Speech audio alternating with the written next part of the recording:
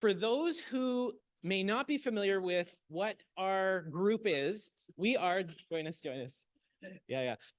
We are the aging team at the KITE Research Institute. So the KITE Research Institute is based out of Toronto Rehab, and really we have a team that is meant to align with each of the clinical areas that Toronto Rehab treats. Our team focuses on issues around aging.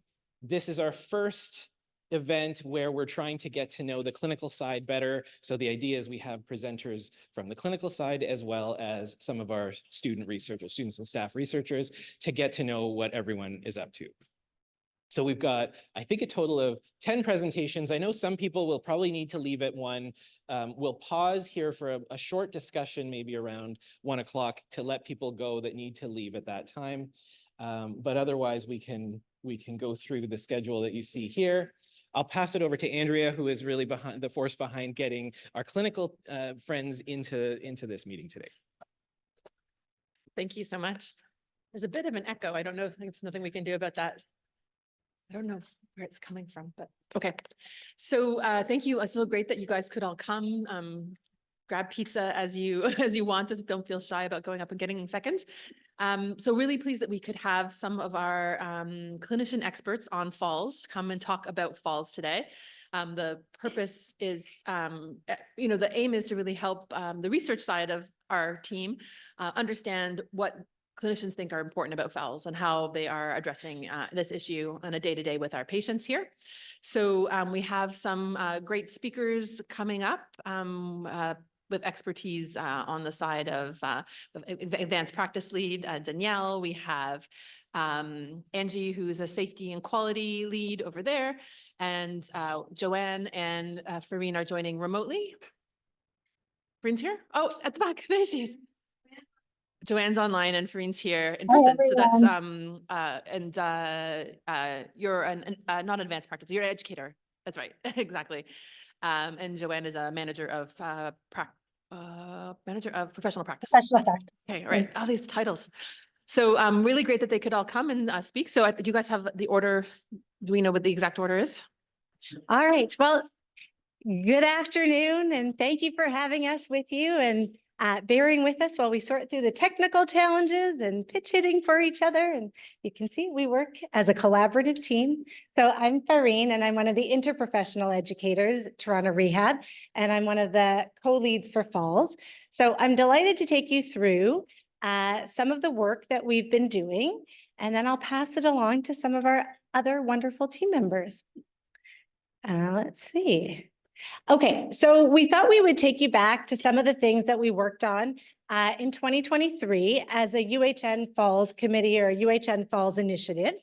So probably one of the biggest things that we did was related to EPIC. So hopefully many of you are familiar and have seen these changes in EPIC. So this was really thinking about how do our team members get access to really critical information related to falls prevention, post-falls assessments. What can we do to better support our patients and our team members?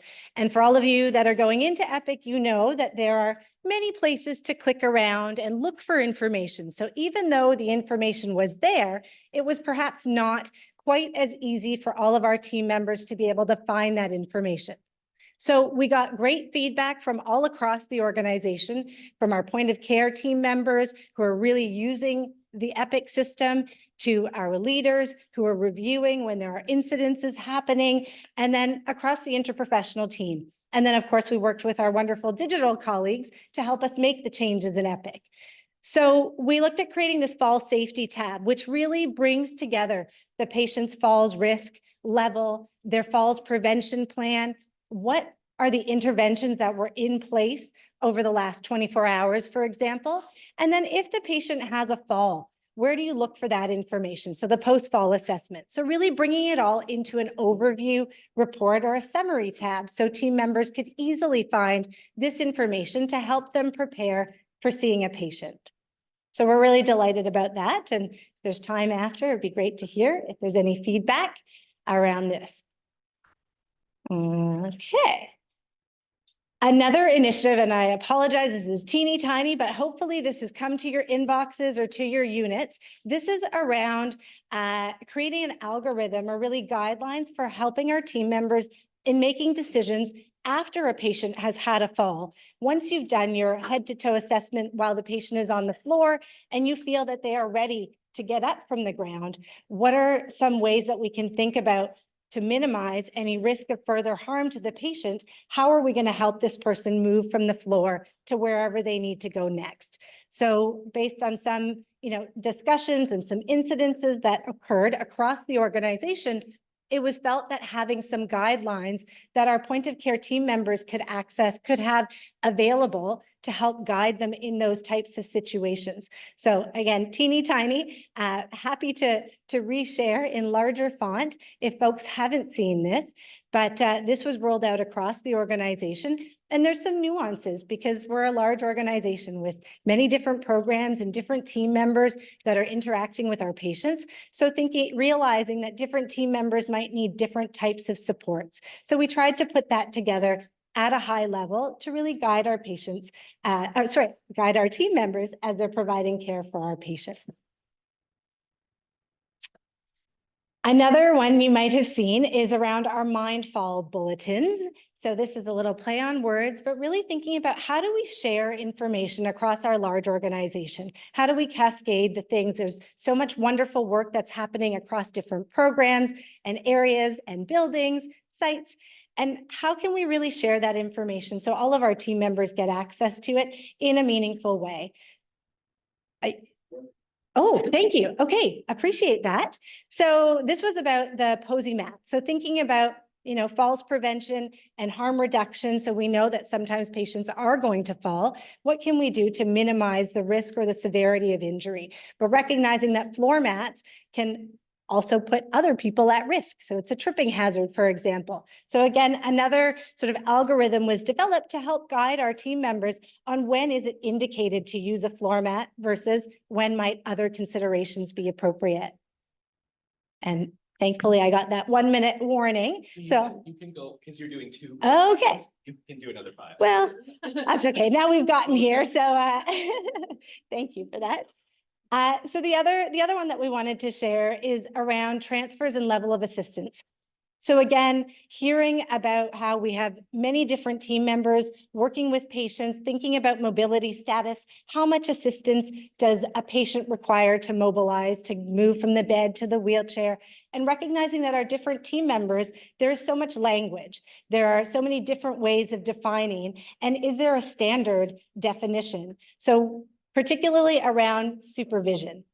And so what we heard from our different team members is that there were different interpretations. Supervision could be eyes only supervision, and supervision could be within arm's length, close enough to be able to react or provide hands-on support if needed. So we recognize that there was work to do in ensuring that all of our team members had a common understanding of what was meant by, if you saw supervision for this patient, what did that mean?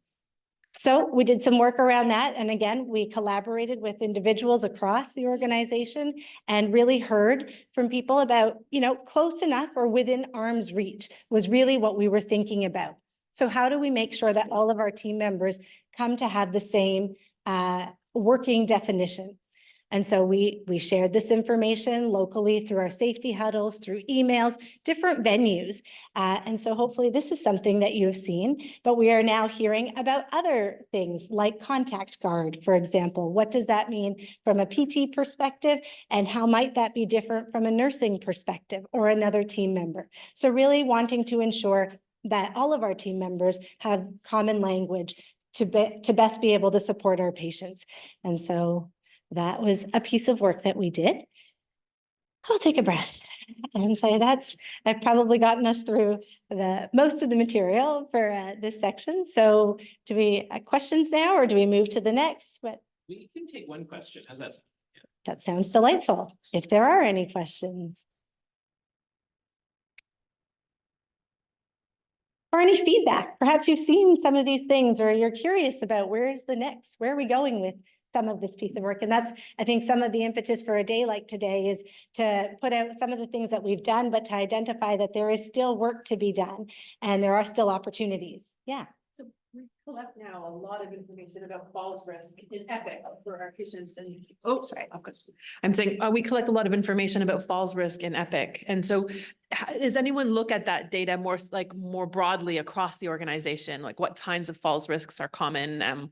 What kinds of falls risks contribute most to falls? Well, I will say thank you for that question.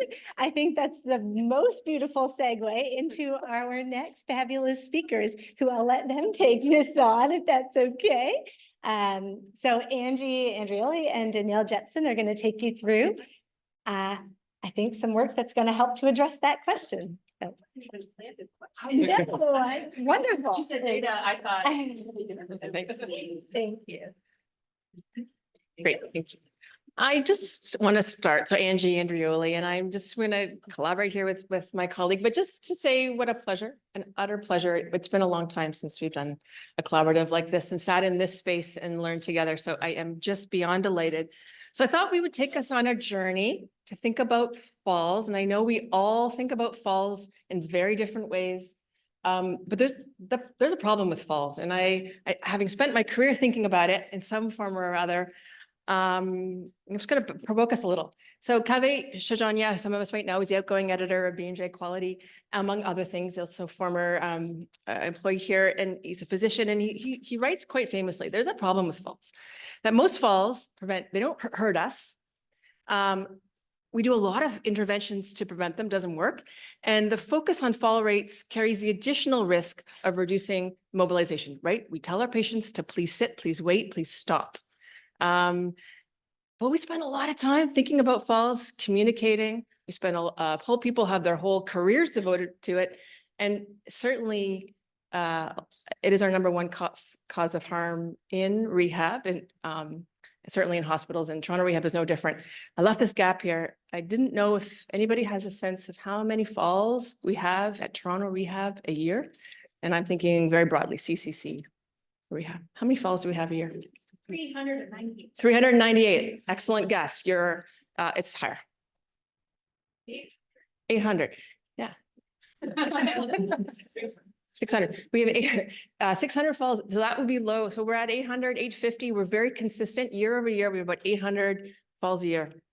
So we thought we'd set some context. We'll talk about two projects. I'm going to invite Danielle up. We've given them names that won't mean anything to you, and that's okay. But would you tell us about therapeutic falls? Yeah. And I can do your. You're going to be my clicker? Okay. Hi, everybody. So I'm Danielle Jepson. I'm one of the advanced practice leaders in the MSK Multisystem and Geriatrics program. So that's the program that encompasses 5 South, our specialized dementia unit, 7 South and 8 South, our 2 MSK Multisystem units. So I'm here to talk about therapeutic falls, which was actually born in the brain injury world at Toronto Rehab, with Angie spearheading that work, and we've kind of pulled it into our program. So therapeutic falls kind of looks at this idea that despite our best efforts as clinicians, we often still feel a lot of shame and blame when our patients fall, and we really embody that sometimes amongst ourselves. And because of this, we take a really excessively custodial approach, like Angie was saying, right? We're putting people on bed alarms, we're limiting their mobility, we're telling them to wait, use the call belt, don't get up by yourself, right? And we're often making these decisions without a lot of input from our patients, right? So we're saying, you know, we're the healthcare team, we're the experts. I'm telling you, this is what's going to keep you safe. This is what's going to stop you from falling, right? So there's not as much shared decision-making between the patient and the therapist. So therapeutic falls is a concept that proposes that falls in rehab may actually be the natural outcome for some patients and a part of their recovery.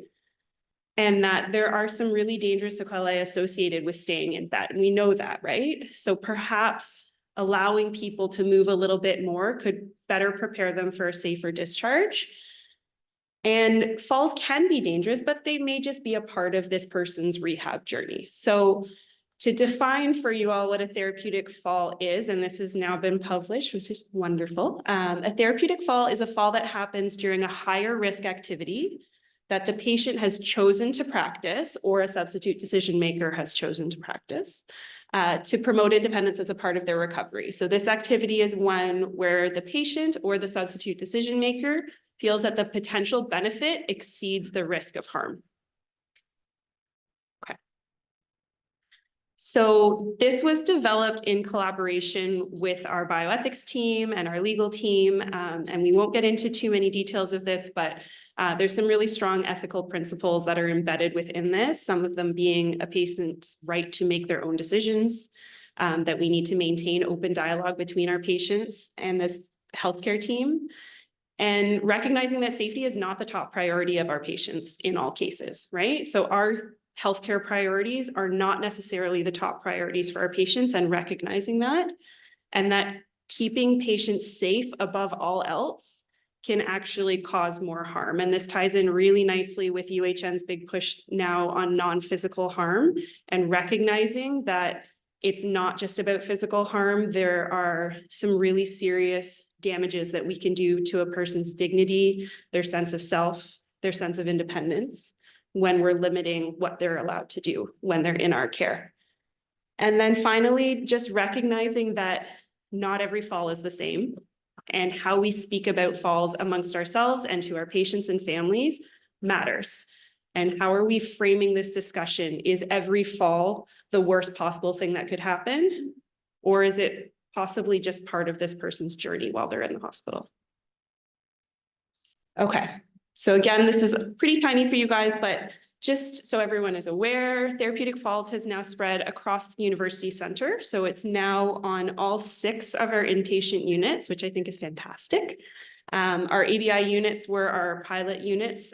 So they've been over 2 years now, or at least 10 South. Yeah, over 2 years now that they've been doing this. 7 and 8 South started almost a year ago now. We're coming up on the 1-year anniversary. And 5 South and our stroke unit on 9 South recently started this in the last few months. So we've seen it sort of take off and take hold in some units more than others, particularly 10 South and 8 South. So 8 South is our MSK multi-system program, and 10 South is our neurocognitive ABI unit. And we still haven't done a whole lot of digging into why that is. But certainly it seems to fit better with some programs than others, but I think all units have found value in it in some way or another. There have been some falls of patients doing this program, one with serious harm. So it's not to say that these patients aren't falling. We're just recognizing that it's a part of the process for these patients. Okay, and what have we learned so far? So I think we're kind of honing in a little bit more about the types of patients that this is appropriate for. It's certainly not appropriate for everybody. Generally, these are patients who are transitioning from supervision to independent. So there are patients who they're almost there, but not quite. They're still pretty high risk. They may not ever get to what we truly view as independent, but often they're close. And these are tasks that they have to do when they leave the hospital. So it's often our patients who live alone or maybe don't have the support that we're able to provide for them in the hospital. So at some point, they're going to have to do these tasks by themselves.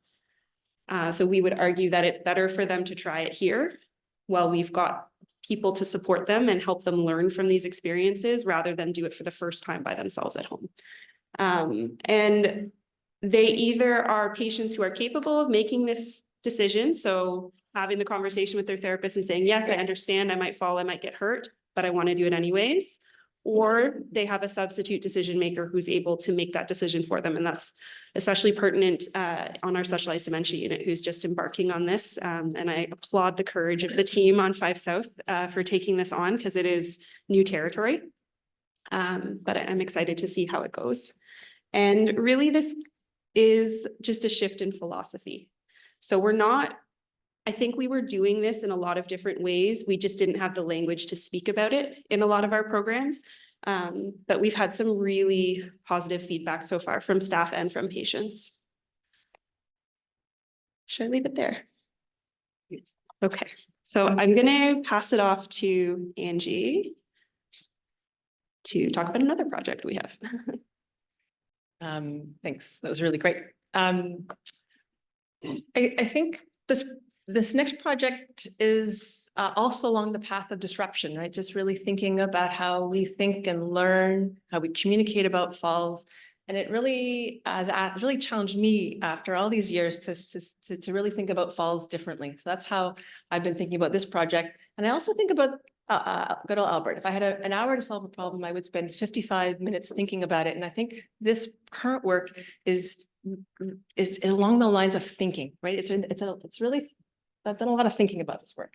And it started off with we in our quality of care committee, we had this chat around the evidence around supporting falls prevention. It's actually not that great. The systematic review literature actually has shown that as you read this list, as I did, right? Use of risk assessments and alarms, wearable sensors, low beds, non-slip socks, intentional rending, which is so great, and flooring, all in isolation, do not, on a systematic review, so on a large scale, do not show a lot of great promise. However, I will very, very specifically say that we never do one of these in isolation. We bundle everything, and it's all done very individually.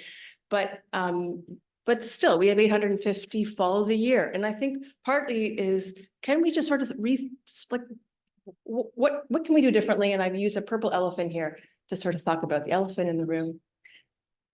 However, there is actually a lot of elegant, beautiful research that has some strong links with deterioration and falls. And by deterioration, I'm using that word to describe our patients who are showing subtle or overt signs of change in homeostasis, and so change in your body system. And falls are strongly associated with, and this is new onset, so patients who are new onset delirium and confusion, increased anxiety, new infection, and change in specific medications. I thought that was pretty interesting. And it really sort of set us on a little bit of pilot work to say, are we missing something? Are we missing subtle changes in rehab of patients who are deteriorating? And I think we're pretty great at really identifying patients for whom they need acute medical care. These are just these subtle little changes. And so we thought so bear with me, I'll just take us through a little bit of the journey of this work. Our first stop was to do some real-time patient interviews with our patients, and they did them over the summer. It was really fun. If I was doing my master's again, I would do my whole master's on this, where we talked to patients the day after their fall or within a pretty short time. And we asked them, you know, we know you fell and we know you've talked to your care team about it, and we're glad you're okay. But can you tell us why you think you fell? Like, why, in your words? And we did this across all of our programs. And it was fascinating to hear why our patients thought they fell. And sometimes we knew the answer and sometimes we didn't. And a couple of nuances that came up were, you know, you know what, Angie, I just didn't want to bother anybody. I knew I needed help. I knew I wasn't feeling great, but I didn't want to bother anybody. And on and on. From there, we sat together with some patient partners and some really faces in this room for whom I'm very, very grateful for the collaboration. And we did a modified Delphi, and we created a framework to understand contributing factors to falls. It doesn't flow off your tongue. But what we did was over a couple of rounds, we created this 9-domain rehab focused framework, which is pretty novel. Right now in the literature, there's lots and lots around why people fall. But the lens on this is really thinking about our world of rehab and CCC. And I'll just focus on our 9 domains, but the critical ones are really specific, small changes around deterioration. And we clustered them after we described the patients and why they fell around thinking a lot about bathroom and urgency and incontinence, medications, of course, there's some great literature on that. And then these really specific signs around behavior and cognition changes. And then we pulled some charts. We pulled a whole bunch actually. And we looked at over a couple of years, we did some pre-epic charts, and that's what we're doing right now. And I tell you, I'm having such a fun time reading all our charts. And with the goal, with some really super, this is where we'll look to our research colleagues for some help around, can we identify the top contributing factors to fall in rehab based on these charts? And is there any delineation between those that cause harm? So those are our moderate harms, or where people fracture or need some intervention. And those which are minor harm. And those are the vast majority. Is there a difference between our mild and moderate? And so that's where I hope this literature will go, or this research will go. And of course, the big is how, what's the implication to us in practice? How do we embed these questions specific to deterioration in the life cycle of our incident reports?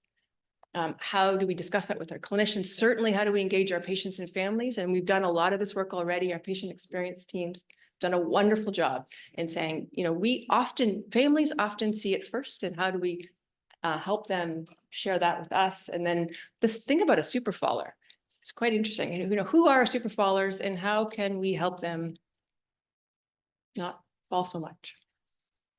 I really want to thank the village. I want to acknowledge Carly and Reza specifically for their incredible leadership around therapeutic falls. And you'll see many of your colleagues here. Without us, we couldn't do this. To Meichi Guo, who's not here, and to Mark for his sponsorship. Thank you. Fantastic. Yeah. Perfect. Thanks for that great presentation. We have time maybe for one quick question again, and then we'll move on to our student presentations. I have one. So of this idea of the therapeutic falls is fantastic that it's getting brought into all this. So of the 800, how many would you say are therapeutic? And should we be not, is there a process now to label them as that in the official reporting? So it's a great question. So can we collect it without manual? Right now, we're manually tracking all therapeutic falls. And what systems do we have in place? We got a great incident report system. And so it was really great because we have a new system coming. You don't know this yet, but coming up this year, it's gone to tender, will be a new incident reporting system, which will be able to much better clarify therapeutic falls. However, right now we have a manager in the room, and I know Allison has done a great job of coding therapeutic falls, so we can track it. We do it quite well, which is why Danielle knows to the person. Yeah. But I can share that our 10 South team, when we looked at the falls pre-post, we've actually had fewer falls on our 10 South team. And because they're 2 years in, we can actually look at that data with some emerging confidence that we're actually seeing fewer falls across some of our implementation units. So just as a rough percentage, do you have an idea? Is it 25% of them are therapeutic falls? Do you have a sense? I think we've had maybe 50 or 60 patients over the last few years on the therapeutic falls pathway. And I think there's been about 5 falls in those patients. Okay. Yeah. So it's a very small percentage. Yeah. So there's usually about 1 or 2 patients at most on any unit at any given time that are participating in this process. So it's still a very small drop in the bucket of our bigger fall numbers. Oh, good to know. Yeah. Great. Okay. Thanks so much, guys.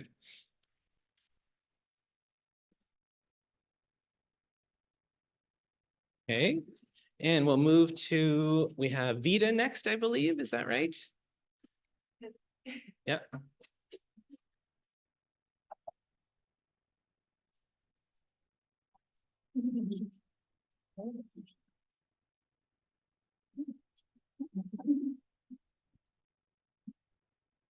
Okay.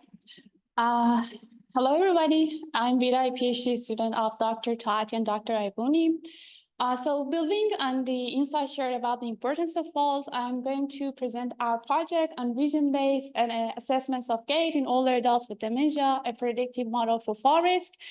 I'll mainly cover the technical and the model development side of our project, and my lab mate Yashuda will complement this with the clinical perspective. So basically, our project's goal is to detect gait changes only using a video camera. So to detect unbalanced gait before people fall and with environmental monitoring. And then we aim to establish the predictive validity of estimating the future falls based on the ambient measures that were extracted from the human post-tracking systems from video.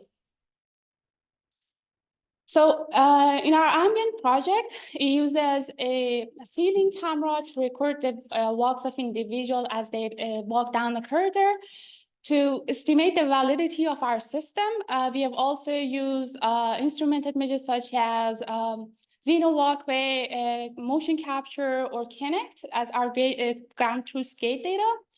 Also, like from the recorded gaits, we have extracted a bunch of gait features And in addition, we've also recorded the fall-promoting daily medication intake throughout the study and the clinical assessments of gait, balance, and cognition, such as the PUMA gait and the Stratify clinical assessment tool. So we have recorded about 4,800 videos from 54 dementia patients at the specialized dementia unit at TRI, and also about 1,300 videos from 15 participants at Lakeside, only focusing at falls that has happened during walking or standing, so it's excluding any kind of falls from bed or chairs or any falls that has caused from external factors such as being pushed. So we first tested the validity of our system, the validity of using videos for gait analysis by comparing the gait features that is extracted from the video gait data and with those of the instrumented measures such as Zeno walkway motion capture and Kinect. And our correlation analysis has confirmed that there is a significant correlations between the gait features extracted with the two methods. So then we went further and investigated the correlation between gait features and the future risk of falls. So we developed machine learning models that takes as input the gait features that are extracted only from videos and provide an estimate for the risk, fall risk factor.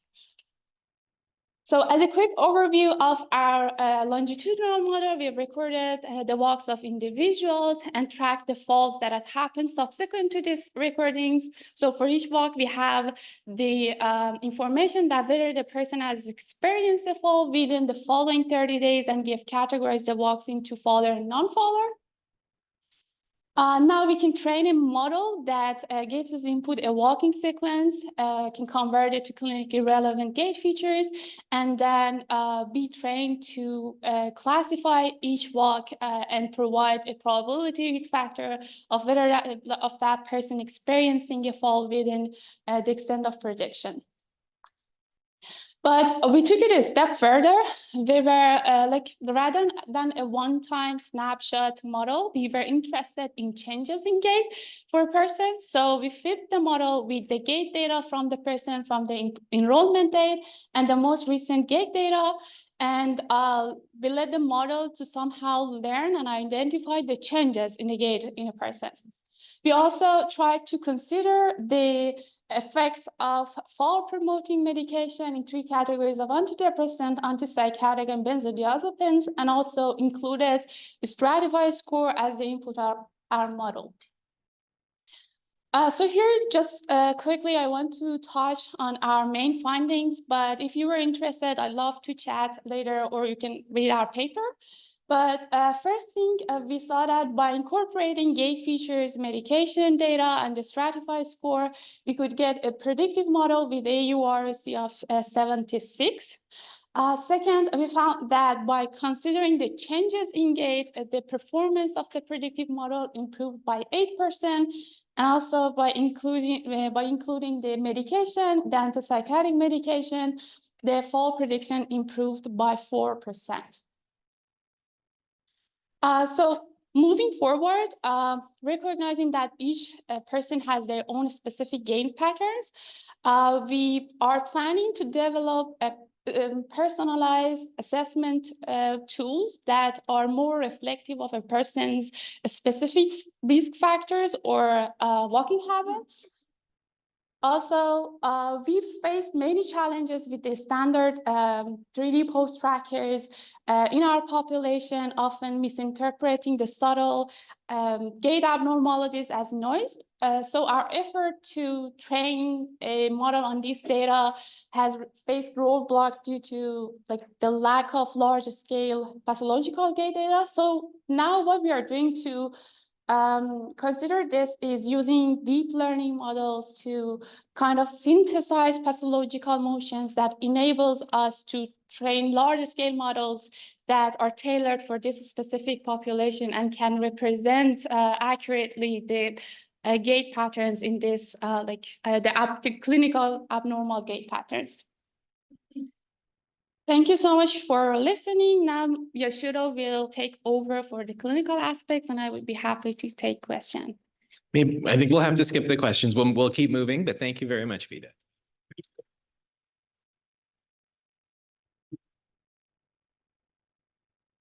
You showed us next.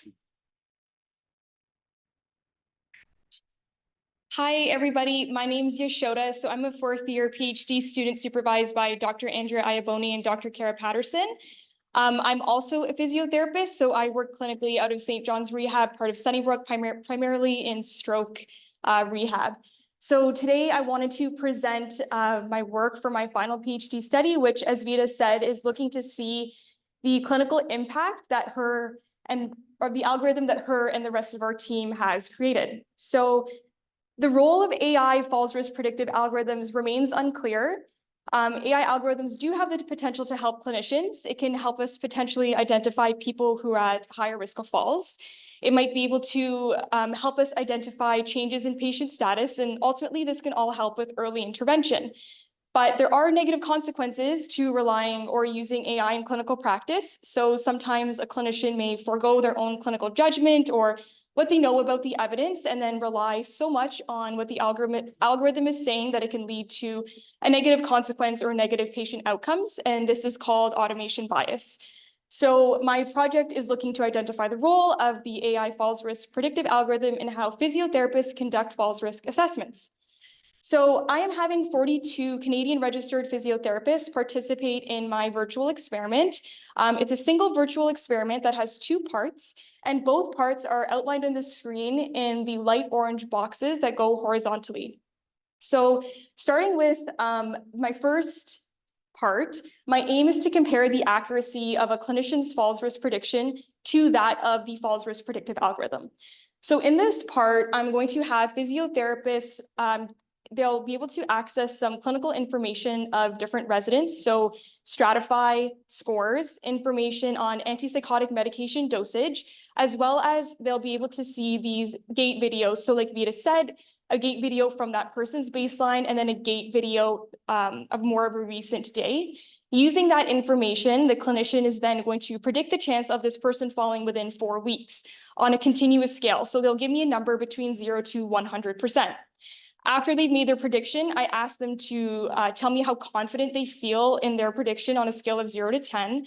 And then they also give me a little bit of information about what they were looking at to determine their prediction. So for example, what parts of somebody's gait help them make their prediction. For this study, I am having physiotherapists make 3 predictions for a total of 5 residents. So that's a total of 15 false predictions that they're making. But what I did in my study is I've also randomized the order in which the therapists are seeing the residents and also the order of the 3 predictions as well. So in part 2, my aims here are to determine if the algorithm will enhance a physiotherapist's falls risk prediction. And then the second aim is also to determine if the physiotherapist's confidence actually improves when they now see the algorithm. So in this second part, the physiotherapists actually go back and we look at all of those previous 15 predictions. And this time they get to see what our algorithm had to say about each person's risk of falls. And then they could use this information as they want. So they could either keep their prediction the same or they can revise it. In terms of what information the physiotherapist has about the algorithm, they have a little bit of a sense of what type of information went into create the algorithm, as well as the algorithm accuracy, sensitivity, and specificity, and of course, the actual output, which is the prediction. So to date, I have completed 38 of these experiments. 35 participants have been female and 3 are male, and the mean age is about 43 years old. So in terms of what I'm expecting, so I'm expecting that the algorithm will actually be more accurate than the physiotherapist in the falls risk predictions. My second hypothesis is that the physiotherapist will become more confident when they're actually using the output of the algorithm for their predictions. And that third hypothesis is that the physiotherapist will become more accurate in their predictions when they're able to use the output of the falls risk predictive algorithm. So overall, this project is going to be able to tell us whether there's any benefits of using AI in clinical decision-making, or if it actually hinders what therapists are able to do. And it kind of just gives us insight into whether there is any clinical value for using these in practice.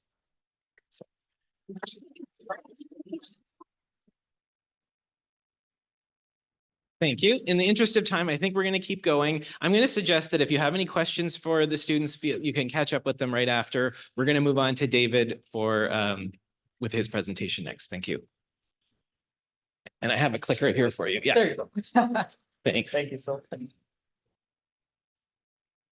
All right. Hi, everybody. My name is David Jagrup. I'm a clinical research analyst here working with Dr. Ava Mansfield and Cynthia Denos on a pilot project determining the optimal dose of reactive balance training in those who have had a subacute stroke or within the subacute stroke phase. There we go. So first things first, what is reactive balance training, also known as RBT? Reactive balance training allows us to practice perturbations in a safe environment in order to improve reactive balance control. So reactive balance control is essentially your ability to recover from a loss of balance. So there's two types of perturbations that we do as part of RBT. One is more internal, so we get the patient to tap their feet on unstable surfaces to sort of internally stabilize themselves. And the next one is actually more external or external perturbation, where it's either a push or pull by the physiotherapist. Again, all done in a safe environment, wearing a harness. And research has shown that RBT can actually prevent falls in older adults and further reduce falls rates post-discharge from stroke rehab. But now we're also seeing that those in the subacute phase of their stroke, they're at particularly high rates of falls. And unfortunately, RBT training parameters are not established within this population. So our long-term goal is to determine the ideal number of reactive balance training sessions to prevent falls within this population. But for now, with our pilot study, we want to assess the feasibility of prescribing RBT to the subacute population. We also want to see what the optimal sample size is and what intervention groups and secondary outcomes we should look at in our larger trial moving forward. In terms of participants, of course, we're looking for individuals that are within the subacute phase of their stroke, so within the last 6 months of their stroke date. They must be attending outpatient rehab at Toronto Rehab. And the nice thing is that they can do their rehab here as well as do our study at the same time. In terms of the individuals themselves, they must be able to walk independently for at least 10 meters at a time without stopping.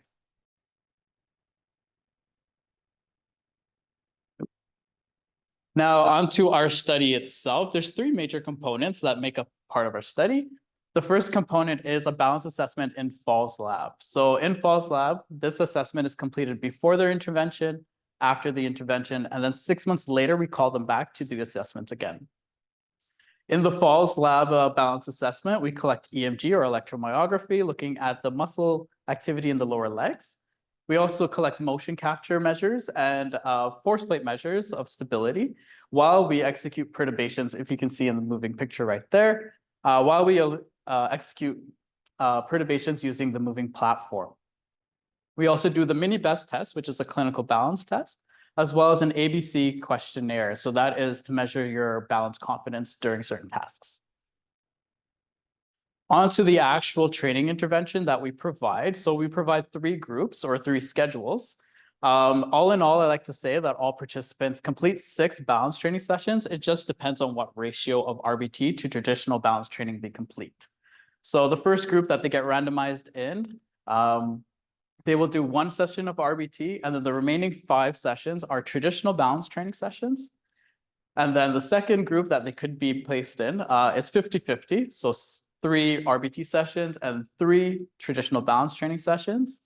And the last group, all 6 sessions are RBT based. Of course, after they finish the intervention, they come back and they complete another assessment in Falls Lab with the perturbations, the mini best test, and the questionnaire again. After that, they enter in the 6-month follow-up phase where we give them a call about 3 times to complete 2 physical activity questionnaires, so the PASPIT and SIPSO. We also send them home with falls reporting calendars, and these are self-stamped. And they just complete it on a bi-weekly basis, where they simply just check off whether or not they've had a fall.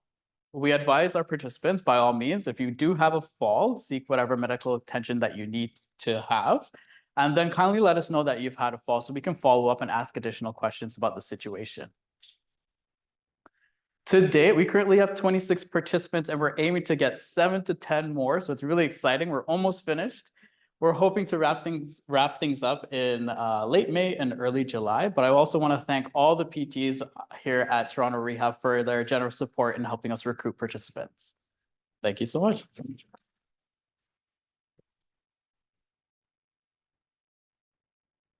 Great, thank you very much, David, and we'll move on to Jack. Thanks so much.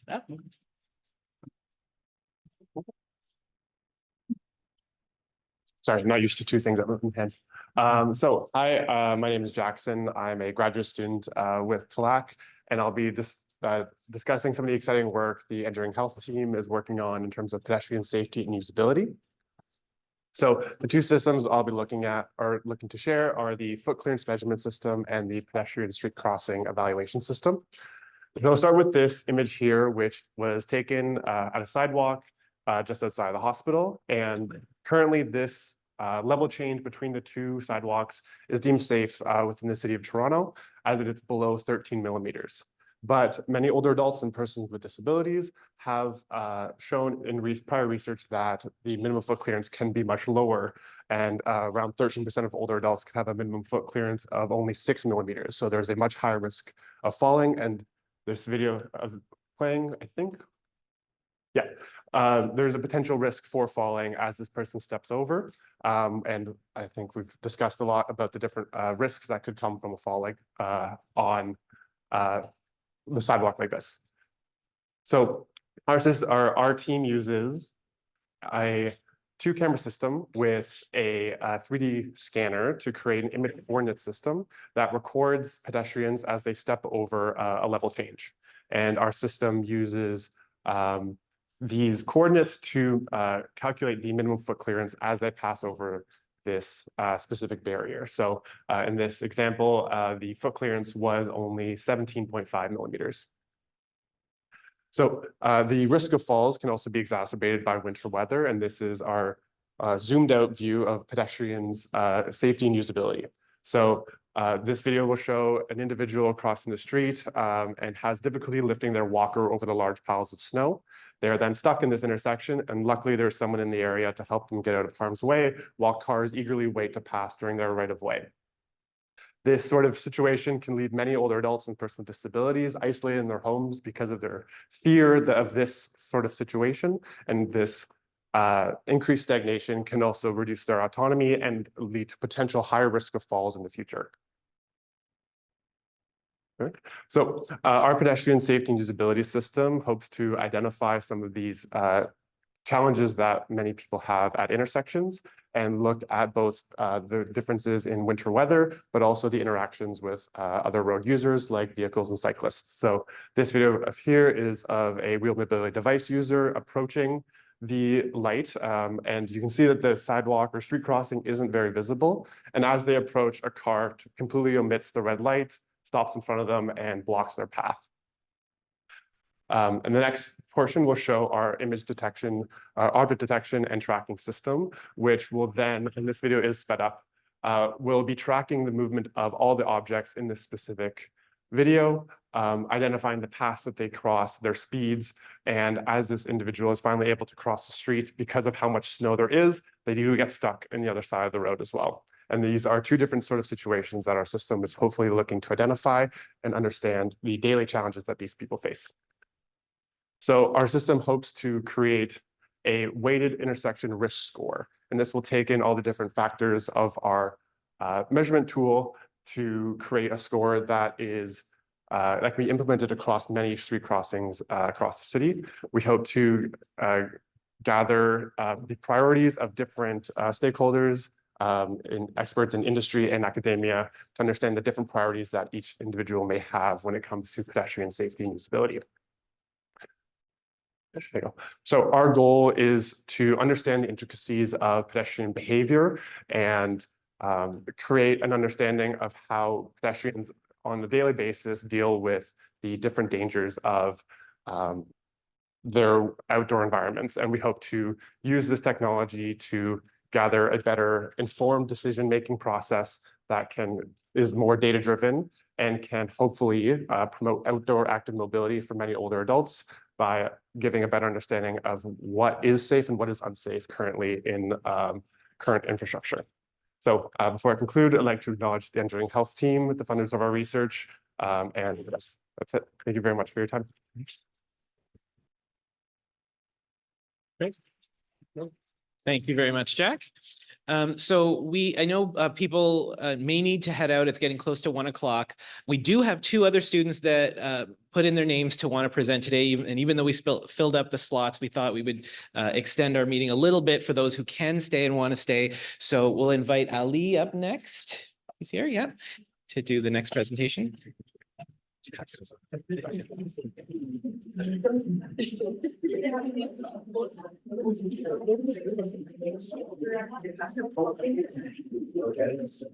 yeah, it's far right one, yeah. Thank you so much.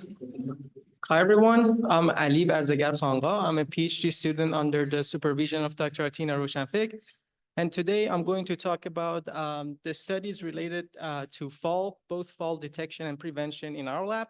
One of them I'm involved in a study and others are done by my lab mates. So starting with a little bit of background, as you all know, falls are the second leading cause of injury mortality worldwide. And the factors that are contributing into the rising prevalence of falls are the aging population, increased urbanization, the sedentary lifestyle, and socioeconomic disparities. So for the individuals that are over 60, they are more likely to fall. And when they fall, they are at more risk. So in our lab, we have separated fall detection into 2 different categories, indoor falls and outdoor falls. For the indoor falls, we have identified that current fall detection systems have these gaps. One of them is the high number of false alarms, which means the systems are not really reliable. They are very sensitive. They detect many of the falls, but there is a large number of false alarms. Second is that most of the studies use simulation of fall scenarios for their training phase instead of actual fall scenarios. And another challenge is that there is a diverse there's a diversity in the fall scenarios, which makes it harder for the systems to detect falls versus non-falls. And for the systems that are currently out there, there is a user acceptance challenge, especially for wearable systems, because not everyone is compliant with wearing wearables, especially older adults. And for the systems that use vision-based technologies, there is a danger of violating the person's privacy. And finally, for the vision-based technologies, we have the challenge of occlusion, especially if you're using a depth camera, thermal camera, or an RGB camera. So one of the understudy solutions in our lab is going to use,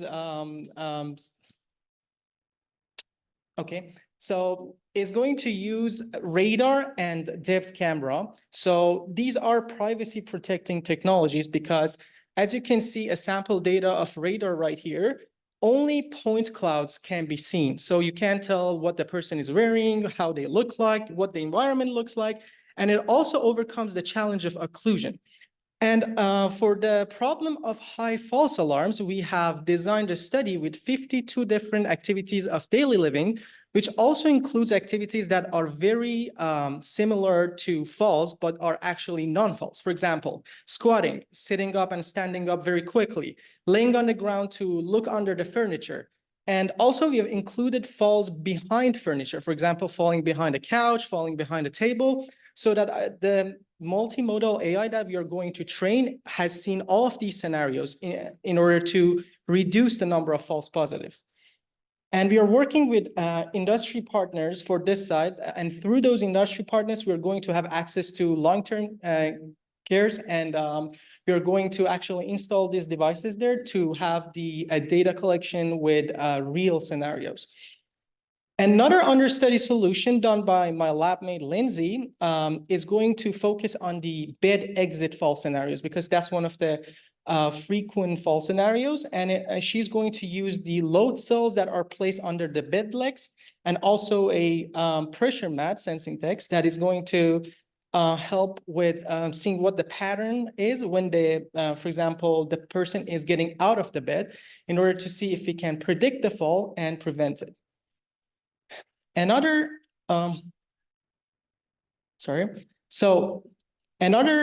study for the indoor falls is done by my other lab mate Kaylee. So in this study, the focus was on extracting the physical features of footwears so that we can predict what is the slip resistance of the footwear. Okay, thank you. What is the slip resistance of the footwear? And I'm gonna quickly switch to the outdoor scenarios. First is the slip-related fall. Here we have a video. I might just stop it in the middle of the video. So, we don't have the sound here.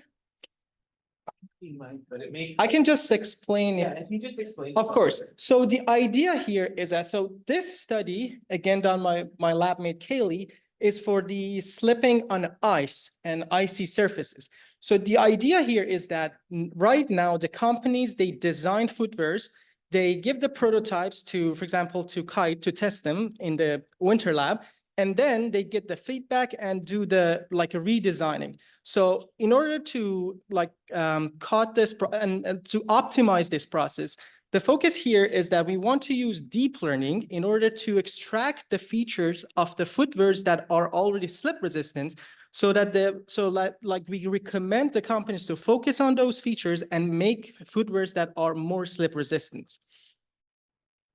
And finally, another slip related is for the minimal foot clearance done by my lab mate Shilpa. So in this study, a variable is used that when the minimal foot clearance is decreased, it will send a auditory or tactile feedback to the person so that they would increase the minimum foot clearance and prevent trips, and as a result, prevent falls.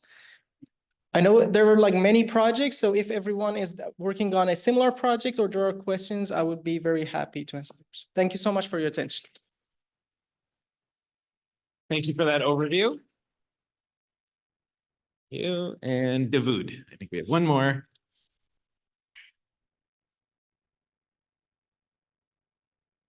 Yeah. Hello, everyone. Okay, thanks. Hello, everyone. My name is Dawood. I'm a PhD student in the discipline of active data. Today, I'm going to talk about a couple of projects in our lab on slips and falls on icy surfaces. Okay,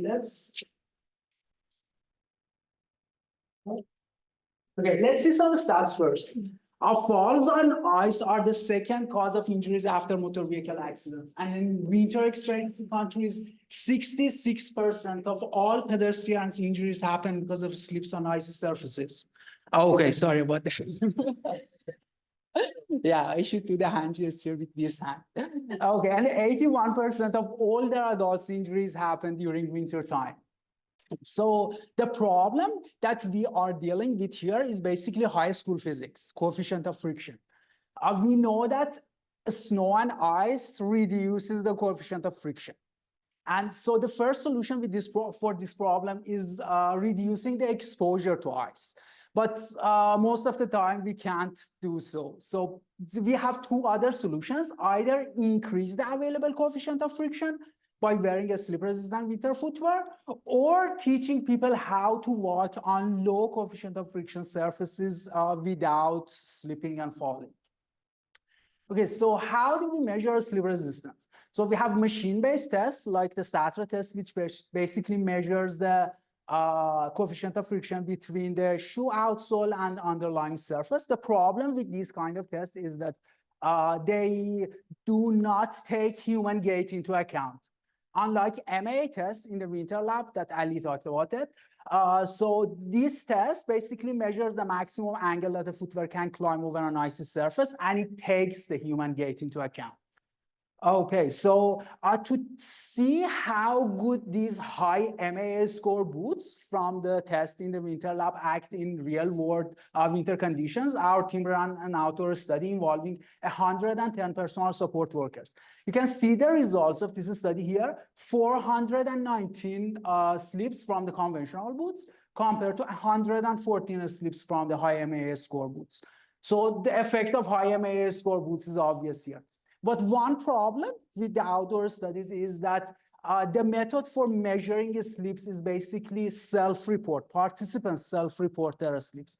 And we believe that these numbers are hugely underreported. So we ran a study in the winter lab.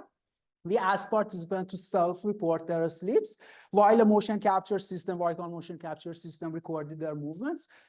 Results of this study showed that participants missed reporting nearly 40% of their sleeps. And inter-subject variability in reporting sleeps compared to motion capture system is pretty obvious here. So self-report is not a reliable measure for reporting sleeps. So then we try to build a wearable sleep detection system.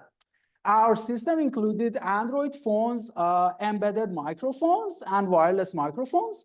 We also tracked participants' movements with motion capture system. These are the markers. And we recorded their sleeps from motion capture system. Then we extracted features from embedded microphones. And you can see these wireless microphones and IMUs. Then with the extracted features, we tried deep learning models for classification of the sleeps and non-sleeps, and also unsupervised learning models for clustering the data into two clusters that best represent the sleeps and non-sleeps. And our results are like more than 80% of accuracy from both deep learning for classification and unsupervised learning for clustering. So let's go back to training people how to walk. So historically, we have these sayings like do the penguin walk, which Alberta Health Services, this is a poster from Alberta Health Services, which recommend people do the penguin walk. So, and also there are sleep simulators to train people how to walk on the slippery surfaces to reduce the risk of sleeping. But in the literature, so basically there's no literature on the effectiveness of these posters and trainings on reducing the risk of sleeps on icy surfaces. So Pedram's project, my lab member, is to compare knowledge-based, practice-based, and feedback-based training versus the effect of wearing high MAA score boots, good slip-resistant boots, to see which one basically has the best effect on reducing the risk of slips and falls. And we believe that the combination of slip-resistant winter footwear and training people how to walk would give us the best result. And thank you very much for listening to my presentation. Thank you, David. Questions? Okay. I think, yeah, we're now through all of the presentations.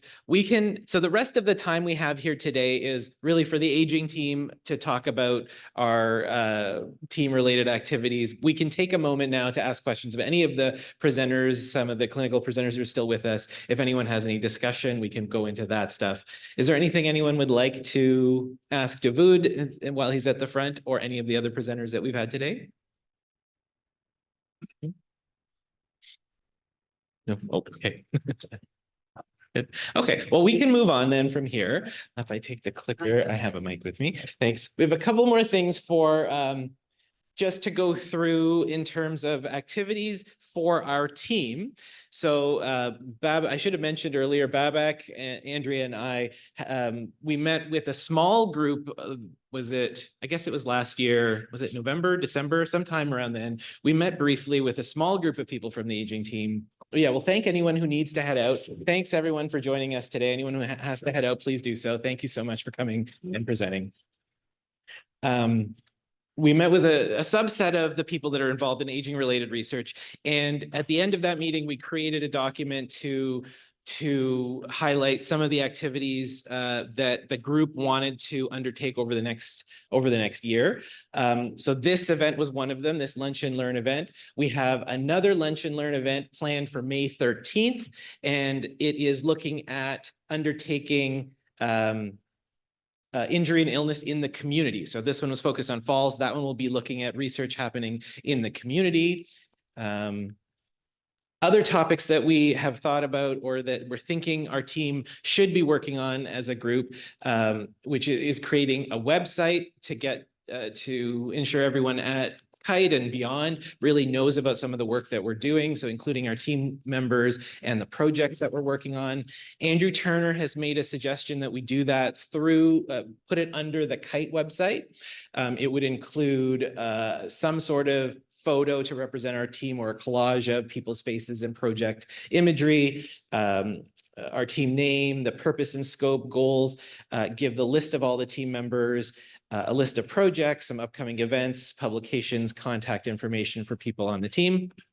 So that's something that we have, we'll be working on over the next little while to put together with Andrew. If you have any suggestions for what we should do with that, please let us know. We had said at the meeting that we should continue to send out newsletters and ask people for updates in case there are messages that you want to circulate to people in the team. We can, or let people know about projects or recruitment or things like that that are happening. So we sent out the first newsletter, I think, early this year. And we'll plan to send out the next newsletters after this meeting, and we'll include any messages that anyone else wants to send. We want to identify a potential patient partner. We have identified a community partner. So this is Marguerite Thomas, who has agreed to join. She couldn't join us today, but she will be joining the aging team as our community member. She has a background in public health, and in particular fall prevention research. And I think she's already started helping Avril, if she's here, has already gotten engaged with our team on some of this fall prevention related work. Last things, we need to identify a trainee or staff lead for the team, both, I guess. So if there's anyone here who would like to be in that role for our aging team, please let us know. Sorry, Davu, I'm making it hard for you to follow. And then we mentioned that we had a plan for a retreat in October, if I remember correctly, based on our last discussions. So what does that look like? What do we want to do with that? That's, I think, the last thing. What could we do differently at the retreat than we would be doing at these events? So the floor is open. Babak, maybe you want to come up, and do you have any thoughts on any of the events? Thank you for organizing. No, yeah, no problem. Yeah, my pleasure. Thanks for coming, everyone. If anyone has anything they would like to share or think about any of these topics in terms of what our team should be doing as a group, are there, was this a helpful session? I think you could tell we have some growing pains to go through getting hybrid meetings to work. Despite testing quite a bit this morning, getting everything, we still did not turn on these microphones as the same time as we had audio come over Zoom, which is why we had that feedback issue. We'll have to figure out how to solve that problem to have hybrid meetings. I think the goal will be to hold these meetings hybrid so that people who can't be here in person can take part in them. Yeah, any other thoughts or comments before we wrap it up for today? This is like a therapy call, right? It's sometimes Yeah, kind here, of have I'll to- hand you the mic so people, if there's anyone online. I was just gonna say, like, I don't mind that we had technological issues, because I want to think of it from like when we were thinking about that presentation earlier about therapeutic falls, is like you kind of have to stumble a little bit to kind of figure out what will work. And I think it's lovely that you want to make it inclusive and accessible to people who aren't able to be here. I found this to be incredibly helpful. Like, I'm on site regularly, but you know, it's nice to see, it's nice when we have our interdepartmental meetings to kind of see the students present, and it's just really nice to see the growth. So I really appreciate the time and the effort and all the other admin staff and all the other people that helped put this together. I think it's really wonderful. And I think the 5-minute presentations is like just the right amount of information. So I like to continue to keep it in a simple format. And also I like that you asked for feedback. So thank you. So thank you so much for that feedback. Yeah, the 5 minutes. So is that a good model for our future the next meeting we're going to have on community-based studies, should we ask for just a whole bunch of people to do short 5-minute presentations as a basis? Yes, Avril? The 5 minutes is.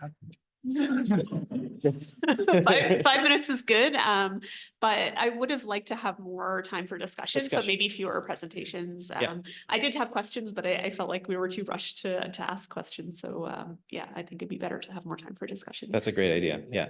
I agree. So like half the time presentations, half discussion, like leave enough. Yeah, that's a great idea. Good. Yeah. Anyone else? Okay. Well, let's wrap it up there. Thanks, everybody.